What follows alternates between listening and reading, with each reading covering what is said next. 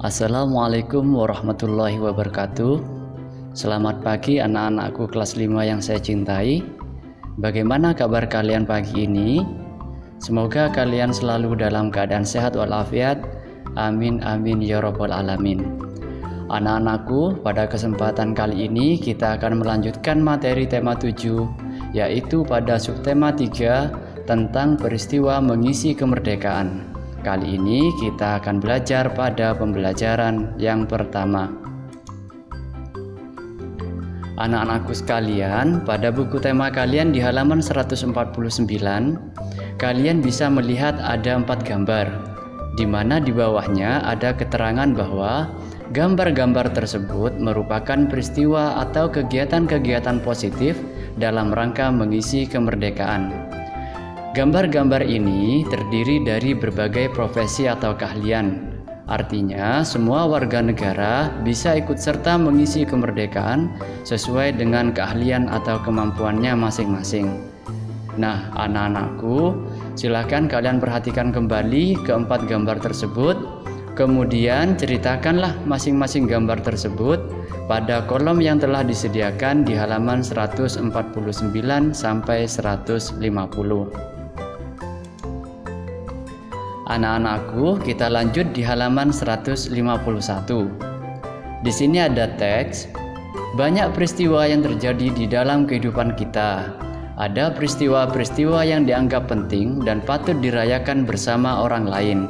Untuk itu, diperlukan sebuah surat undangan untuk merayakannya bersama orang lain. Nah, di halaman 151 ini juga ada teks yang berisi tentang percakapan antara Benny dengan ayahnya. Silahkan kalian baca ya teksnya.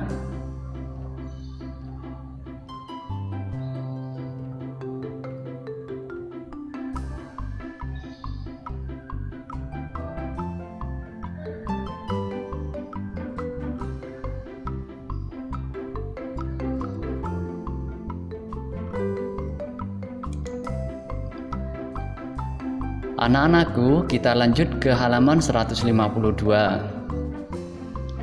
Di halaman 152 bagian atas, di situ ada contoh surat undangan. Cermatilah bagian-bagian dari surat undangan ini. Silahkan kalian perhatikan, kalian baca bagian-bagian dari surat undangan ini. Nah, anak-anakku, sekarang kita lanjut pembahasan mengenai surat undangan. Silahkan kalian perhatikan teks pada kolom tahukah kamu. Di situ ada teks yang berjudul surat undangan. Mari kita baca bersama-sama ya. Surat undangan merupakan surat yang berisi pemberitahuan dan permintaan kesediaan seseorang untuk menghadiri suatu acara atau kegiatan. Kalimat yang digunakan dalam undangan haruslah efektif, yaitu singkat, padat, dan jelas. Tujuannya agar orang yang membacanya dapat segera mengerti isinya. Surat undangan dibedakan atas 3 jenis, yaitu yang pertama, undangan resmi. Undangan resmi adalah undangan yang mengatasnamakan sebuah instansi atau organisasi dan kedinasan. Biasanya dipergunakan untuk kepentingan kedinasan. Jenis undangan yang kedua adalah undangan setengah resmi, yaitu undangan yang mengatasnamakan perorangan yang ditujukan ke perorangan maupun instansi atau organisasi. Jenis undangan yang ketiga adalah undangan tidak resmi, yaitu undangan yang mengatasnamakan perorangan yang ditujukan kepada perorangan untuk kepentingan perorangan, seperti undangan ulang tahun dan undangan perayaan kelahiran. Nah, anak-anakku, dari teks yang baru saja kita baca, kita bisa mengetahui persamaan dan perbedaan dari masing-masing jenis surat tersebut. Berdasarkan teks ini, persamaan dari ketiga jenis undangan tadi adalah sama-sama menggunakan bahasa yang singkat, padat, dan jelas. Tujuannya di sini juga dituliskan, yaitu agar orang yang membacanya bisa segera mengerti isi dari undangan tersebut. Sedangkan perbedaan dari ketiga jenis undangan ini adalah orang yang mengirim dan kepada siapa undangan tersebut ditujukan serta untuk kepentingan apa. Misalnya, undangan resmi ini biasanya mengatasnamakan instansi atau organisasi dan bersifat kedinasan. Sedangkan undangan setengah resmi adalah undangan yang mengatasnamakan perorangan yang ditujukan ke perorangan maupun instansi atau organisasi. Sedangkan undangan tidak resmi adalah undangan yang mengatasnamakan perorangan untuk kepentingan perorangan, misalnya undangan ulang tahun maupun undangan perayaan kelahiran. Itulah ketiga jenis undangan bersama dengan perbedaan dan persamaannya. Sekarang kita lanjut ke halaman berikutnya di halaman 153. Perhatikan kembali surat undangan yang diterima oleh Ayah Beni di halaman 152. Berdasarkan teks yang kita baca tadi, termasuk jenis surat apakah yang diterima Ayah Beni ini? Silahkan kalian tuliskan jawaban kalian di kolom halaman 153. Anak-anakku, kita lanjut pembahasan kita mengenai surat undangan. Di halaman 153 ini ada contoh surat undangan seperti surat undangan yang diterima oleh Ayah Beni tadi di halaman 152. Mari kita perhatikan bagian-bagian yang ada dalam surat tersebut. Kita mulai dari bagian yang paling atas. Bagian yang paling atas ini disebut dengan kepala surat. Biasanya berisikan tentang instansi atau organisasi pengirim surat tersebut. Kemudian bagian yang kedua ada bagian nama dan alamat tujuan yang berisi tentang nama dan alamat orang yang akan diundang. Kemudian bagian yang ketiga adalah bagian pembuka surat. Pada contoh surat ini diberi contoh kalimat dengan hormat. Kemudian pada bagian yang keempat adalah bagian isi surat. Di sini diterangkan tentang hari, tanggal, waktu, tempat, dan keperluan surat undangan tersebut. Kemudian pada bagian yang kelima adalah bagian penutup surat. Di sini ada contoh kalimatnya, demikian undangan ini kami sampaikan, sekian dan terima kasih. Itu contoh dari bagian penutup surat. Kemudian bagian selanjutnya adalah tempat dan tanggal surat tersebut dibuat. Kemudian bagian yang terakhir adalah pembuat surat tersebut.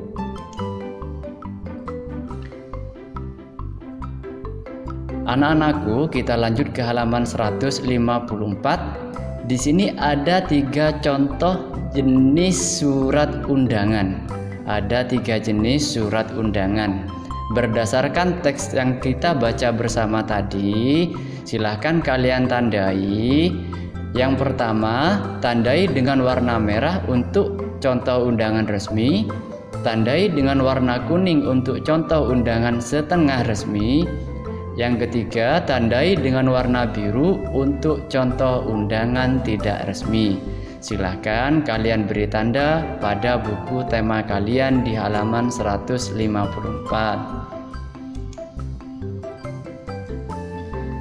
Kita lanjut ke halaman 155. Di bagian atas, di sini ada 3 jenis undangan.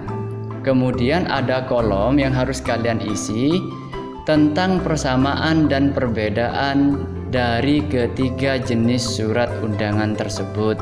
Tadi kita sudah membaca tentang 3 jenis surat undangan. Kita juga sudah membahas persamaan dan perbedaannya. Silahkan kalian tulis pada kolom di halaman 155.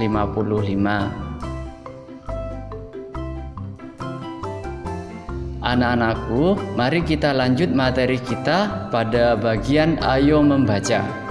Di sini ada teks, mari kita baca bersama-sama. Undangan yang diterima ayah Beni terbuat dari kertas. Kertas merupakan benda yang mudah terbakar.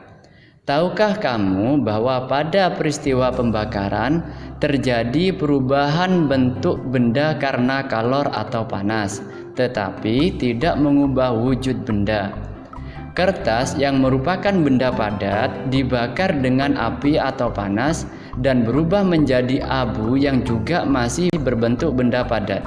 Hanya bentuknya yang berubah. Perubahan wujud benda terjadi di sekitar kita. Salah satu perubahan wujud yang mungkin tidak kamu sadari adalah penyubliman. Pernahkah kamu mengamati kapur barus yang diletakkan ibu di dalam lemari untuk melindungi pakaian dari ngengat? Kapur barus di lemari pakaianmu dalam beberapa hari akan mengecil dan menghilang dari lemari pakaianmu. Apa yang sebenarnya terjadi? Mengapa kapur barus itu seperti menghilang dalam lemari? Kapur barus merupakan contoh benda padat yang dalam waktu tertentu berubah wujud menjadi benda gas. Kapur barus mengalami penyubliman. Menyublim adalah peristiwa berubahnya wujud benda dari padat ke gas. Kalian bisa menemukan beberapa contoh penyubliman yang ada dalam kehidupan kalian sehari-hari. Nah, di halaman 156 ini ada sebuah percobaan. Silahkan kalian baca petunjuk dan alat-alat yang harus disiapkan pada percobaan ini. Lalu tuliskan kesimpulanmu pada kolom di halaman 156 di bagian paling bawah.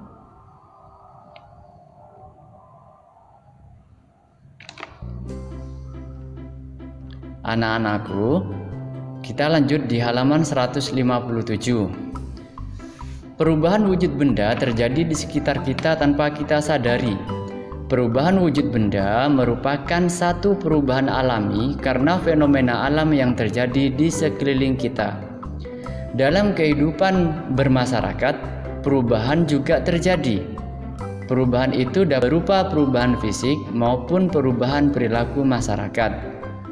Perubahan secara fisik merupakan perubahan yang dapat dilihat dengan mudah. Misalnya, perubahan kenampakan suatu wilayah karena pembangunan gedung-gedung prasarana dan juga jalan-jalan. Usaha dan kegiatan pembangunan di negara kita sudah dilakukan sejak negara kita merdeka oleh pemerintah hingga sekarang. Pembangunan nasional Indonesia merupakan pembangunan manusia Indonesia seutuhnya. Artinya, pembangunan semua aspek dan bidang kehidupan, tidak hanya pembangunan fisik saja, tetapi juga manusia Indonesia seutuhnya. Pembangunan tidak dapat dilakukan jika kita belum merdeka dan berdaulat sebagai sebuah negara dan bangsa yang diakui dunia. Oleh karena kita sudah merdeka, ada banyak kegiatan pembangunan yang perlu dilakukan untuk mengisi kemerdekaan ini. Nah, anak-anakku, silahkan kalian baca artikel berikut ini dengan seksama.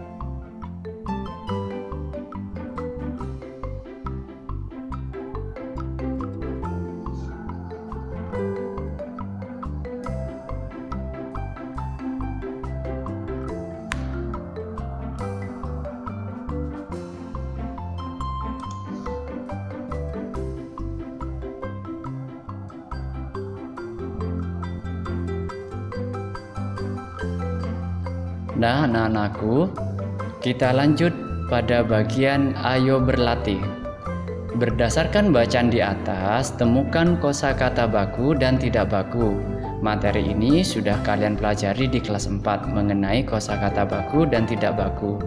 Kemudian carilah arti katanya di Kamus Besar Bahasa Indonesia atau bisa bertanya pada orang tua atau kakak kalian.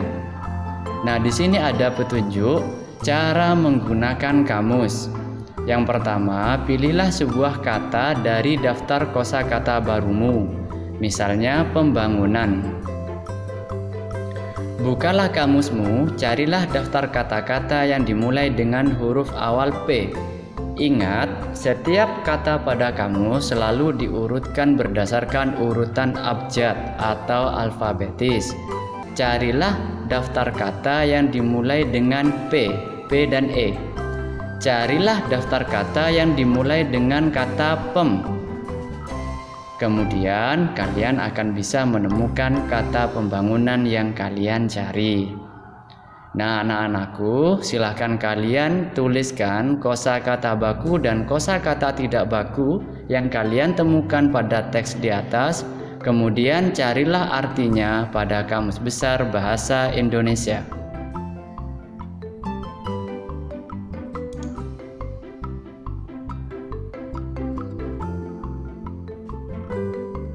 Anak-anakku, sekarang kita lanjut di halaman 159.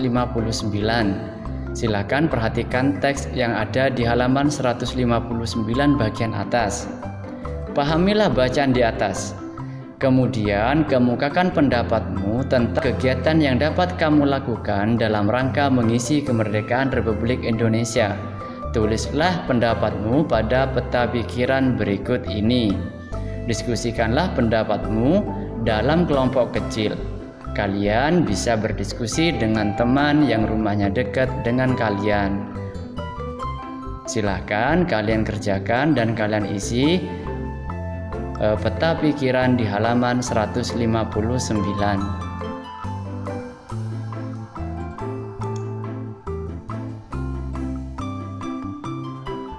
Di halaman 160 ini kita akan menemui beberapa gambar. Amati gambar-gambar berikut yang menunjukkan kegiatan pembangunan. Pembangunan sarana dan prasarana di berbagai bidang dilakukan untuk menunjang kegiatan masyarakat dalam rangka meningkatkan kualitas hidup dan manusia guna mencapai kesejahteraan.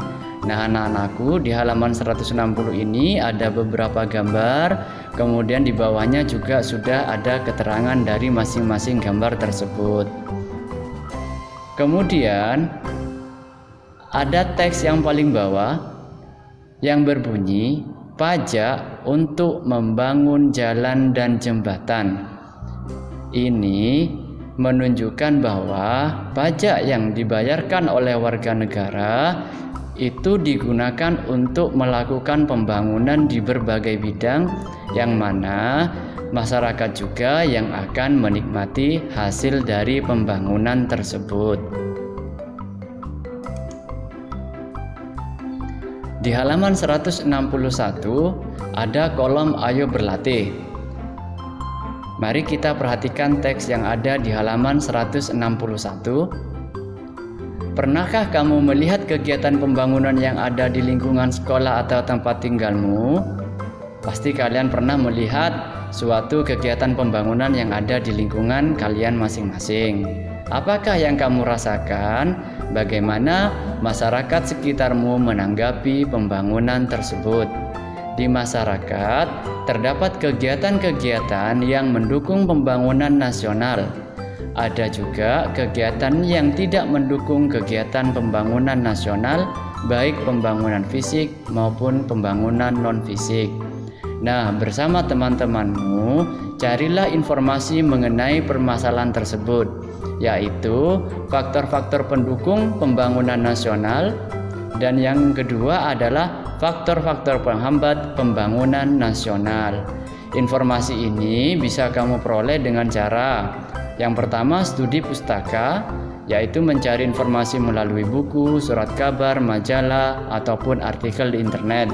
Kemudian juga bisa dilakukan dengan cara diskusi dan wawancara. Setelah informasi kamu dapatkan, tuliskan hasilnya pada kolom berikut. Kemudian presentasikan hasil pencapaianmu di depan teman-teman sekelompokmu. Nah, anak-anakku, demikian pembelajaran kita pada subtema 3 pembelajaran 1 hari ini. Semoga kalian bisa memahami pembelajaran ini dengan baik. Apabila kalian masih ada hal-hal yang kurang kalian pahami, silahkan kalian ulang kembali video ini. Jangan lupa untuk selalu menjaga kesehatan, patuhi protokol kesehatan, yaitu selalu menggunakan masker, rajin mencuci tangan, kemudian menjaga jarak. Anak-anakku, jangan lupa untuk membantu tugas orang tua kalian di rumah sesuai dengan kemampuan kalian masing-masing. Demikian pembelajaran kita pagi ini. Saya akhiri. Wassalamualaikum warahmatullahi wabarakatuh.